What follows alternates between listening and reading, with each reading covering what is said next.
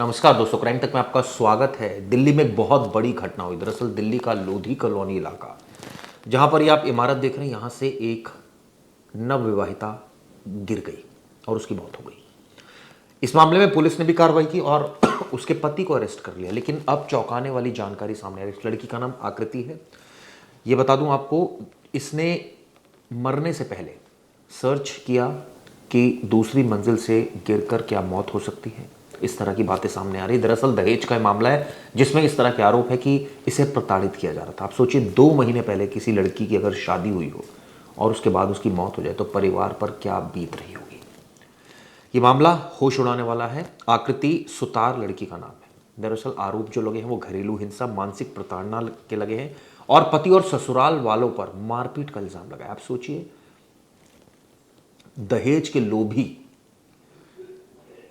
किस तरह से प्रताड़ित करते हैं लड़कियों को, ये एक और मामला है उस तरह का। आपको बता दूं, 28 साल की थी सिर्फ आकृति। अभी 1 जुलाई को उसने अपनी जॉब ज्वाइन करी थी।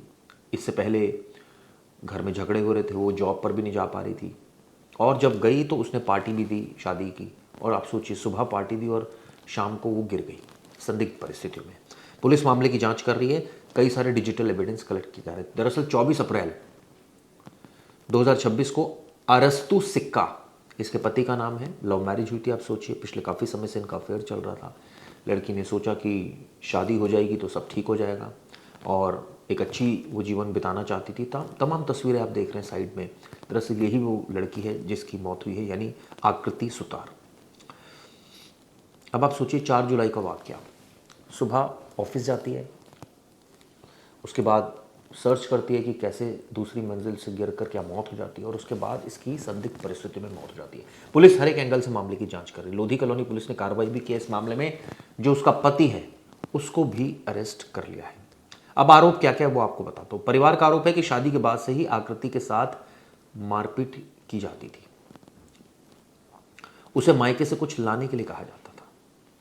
क्यों? आपके अंदर इतना टैलेंट नहीं है कि आप कोई चीज़ खरीद सकें या कमा सकें या अपने परिवार का भरण पोषण कर सकें? दबाव डालना, मारपीट करना, ये कहाँ का इंसाफ है। परिवार ने भी आरोप लगाया कि पति लगातार उस पर नौकरी छोड़ने का दबाव डाल रहा था। दरअसल आरोप कई हैं। क्यों छोड़ने का दबाव डाल रहा था? क्योंकि उसका मेन उद्देश्य पैसा था। तो इस आरोप की जांच की जा रही है कि वाकई वो चाहता था कि नौकरी छोड़े, कोई और नौकरी ज्वाइन करे या क्या करे।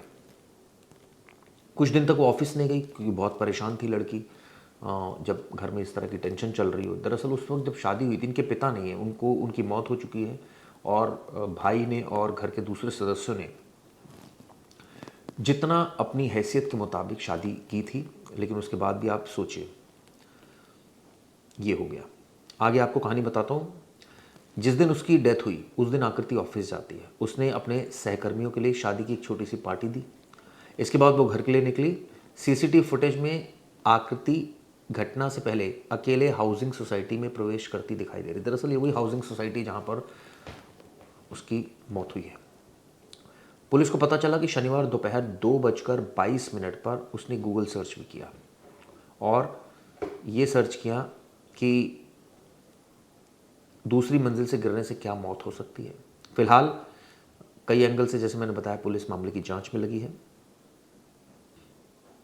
एक चीज़ और भी सामने आ रही है। दरअसल जब इसकी शादी हुई थी अप्रैल में, उसके बाद पिछले काफ़ी वक्त से क्योंकि परेशान थी, इसने मई में भी जो सर्च हिस्ट्री सामने आई है इसकी जो लैपटॉप की, उससे भी पता चला है कि इसने 2000 ये कहा जाए कि मई के महीने में भी इस तरह की सर्च किया था। ये घटना अभी तो 4 जुलाई को हुई। दिल्ली के लोधी कॉलोनी में एनडीएमसी फ्लैट्स हैं जहाँ पर ये आकृति रहती थी। पालिका कुंज जिसको कहा जाता है, ये वो फ्लैट्स हैं जहाँ से वो गिरकर उसकी मौत हुई है। उसके परिवार का क्या कहना है कि 4 जुलाई की शाम ऑफिस से निकलने के बाद उसकी आकृति से बात हुई थी, लेकिन कुछ देर बाद उसका फ़ोन बंद हो गया था और उसके बाद ये घटना हुई। अब सवाल ये उठता है कि इस पूरे प्रकरण में जो काम, अब 2 महीने पहले शादी हो रही है, ये आरोप लग रहे हैं कि प्रताड़ित किया जा रहा है और उसके बाद आप सोचिए इस मामले में लड़के की भी गिरफ्तारी हो रही है, तो कई सवाल खड़े हो रहे हैं। किस तरह से दहेज लोभियों ने जान ली, अभी तक ये आरोप है और इसी आरोप के आधार पर पुलिस ने कार्रवाई की है। जाते जाते इस मामले में क्या एक्शन लिया गया है, क्या कहना है लोगों का, भी सुनिए। अभी एक बात सामने आ रही है कि इन्वेस्टिगेशन में ऐसा कुछ आया है कि मई महीने के बाद से आकृति लगातार खुदकुशी के आसान तरीके कैसे होते हैं ये सर्च किया, दूसरी मंजिल से अगर गिरते हैं तो कितनी चोट लगती है, क्या डेथ हो सकती है, ये बात पुलिस कह रही है कि इन्वेस्टिगेशन में जब गूगल उसकी पूरी हिस्ट्री निकाली गई तो ये बातें सामने आई। एक्चुअल में उसका जो फ़ोन है, उसका जो हस्बैंड था अगस्तू, वो भी चेक किया करता था और उसमें सब कुछ उनने सर्च किया है क्योंकि वो हरदम चलाया करता था। और उसका पासवर्ड चेंज कर देना, अगर पासवर्ड चेंज अगर कर दिया है मेरी सिस्टर ने तो उस पर गाली गलौज करना, मारना पीटना, ये सब किया करता था। और उसका फ़ोन हरदम चेक किया करता था वो। इसी चक्कर में क्या पता उनने सर्च कर रखा है, ये सब चीज़ प्री प्लान्ड है उनकी तरफ से। प्री प्लान है क्योंकि किस वक्त सर्च हुआ, क्योंकि आकृति ने नौकरी तो जुलाई में ज्वाइन की, मई और जून वो घर पे ही थी, छुट्टी पे। जी, वो तो मई जून से घर पे ही थी। अभी उसने जुलाई में ही 1 जुलाई को उसने ऑफिस ज्वाइन किया था अभी। 24 अप्रैल को शादी हुई और पहली बार आकृति ने ससुराल वालों के खिलाफ किस तरीके के आरोप लगाए थे और कितने दिनों के बाद? जब उसकी शादी हो गई तो पिछले महीने उसने एक बार बस हमको इन्फॉर्म किया था कि उनने मतलब कि हाथ वाथ उठाया है मेरे पे। तो मेरी मम्मी ने उनको और उनके हस्बैंड को समझाया था कि ऐसा मत करो या वो भी गलत है।